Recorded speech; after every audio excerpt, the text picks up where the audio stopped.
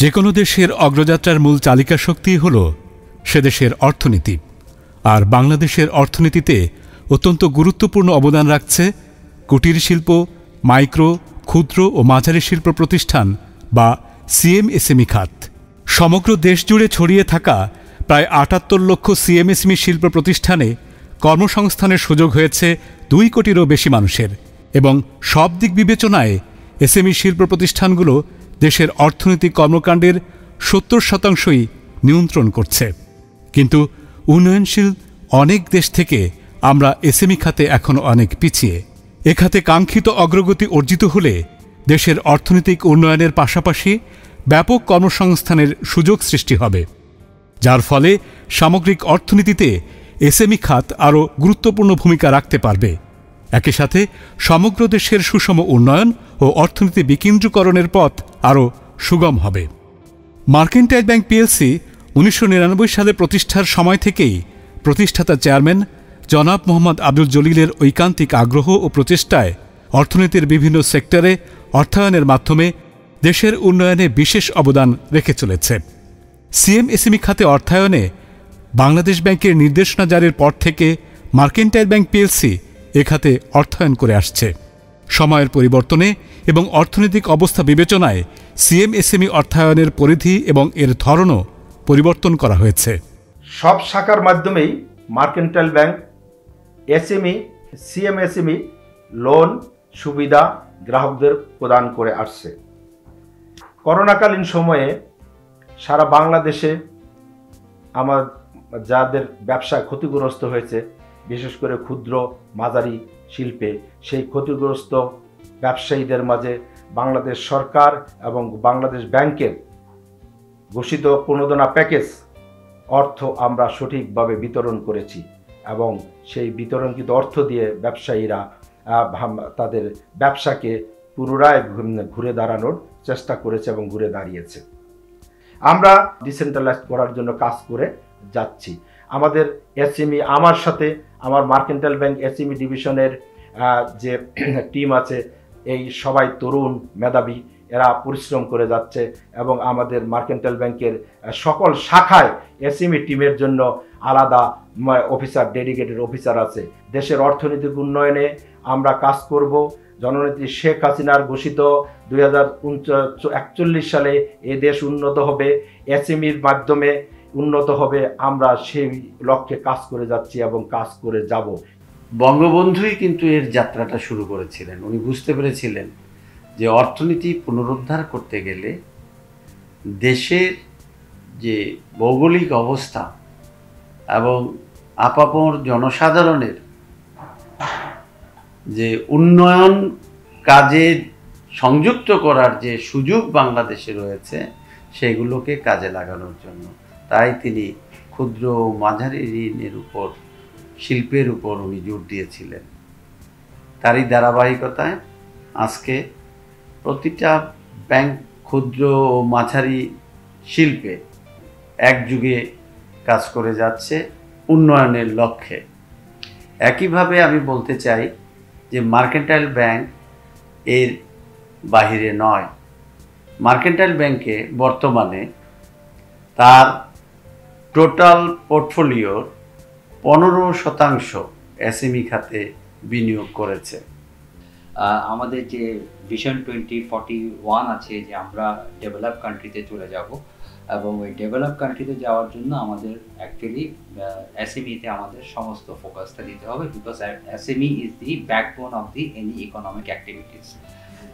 এবং mercantile bank এসএমইর ব্যাপারে আমরা যথেষ্ট পদক্ষেপ নিয়েছি, এবং আমরা খুব serious about it for the development of the SME business. আমরা স্টার্ট আপ কোম্পানিদের সাথে কাজ করছি, প্লাস আমরা বাংলাদেশ ব্যাংকের যেসব রিফাইন্যান্স স্কিম আছে ওগুলোতে আমরা অ্যাক্টিভলি পার্টিসিপেট করছি। ওমেন এন্টারপ্রেনারদেরকে আমরা ফেসিলিটেট করছি, তাদেরকে এম্পাওয়ার করার চেষ্টা করছি উইথ দি সহজ শর্তে ঋণ দিয়ে। এবং যেহেতু আমাদের এটা টপ প্রায়োরিটি, আমাদের পলিসির মধ্যে এটা আমাদের আছে, আমরা সবাই এটাকে ওন করি যে এসএমইকে আমরা ডেভেলপ করব for the betterment of the country, for the betterment of the economy of the country. So therefore আমি বিশ্বাস করি সবার সহযোগিতায় এবং সরকারের যে নীতি আছে, প্রধানমন্ত্রীর যে ভিশন আছে, এসএমই ফাউন্ডেশনের যে সাপোর্ট আছে, বাংলাদেশ ব্যাংকের যে সাপোর্ট আছে, এই সমস্ত সাপোর্ট নিয়ে আমরা সামনের দিকে এগিয়ে যাব এবং আশা করি আমরা সাকসেসফুল হব। ধন্যবাদ। যেসব দেশ উন্নত হয়েছে, জাপান বলেন, সাউথ কোরিয়া বলেন, এসএমই সেক্টরটাই মূল ফোকাস ছিল এবং তারাই উন্নত করেছে। বাংলাদেশও এখন সেদিকে এগিয়ে যাচ্ছে। আমরাও তার অংশীদার হতে চাই। বিশেষ করে বাংলাদেশ সরকারের ভিশন 2041-এর ধারাবাহিকতা স্মার্ট বাংলাদেশ বিনির্মাণে অগ্রাধিকার খাত হিসেবে এসএমই ঋণ আমাদের খুবই গুরুত্বপূর্ণ।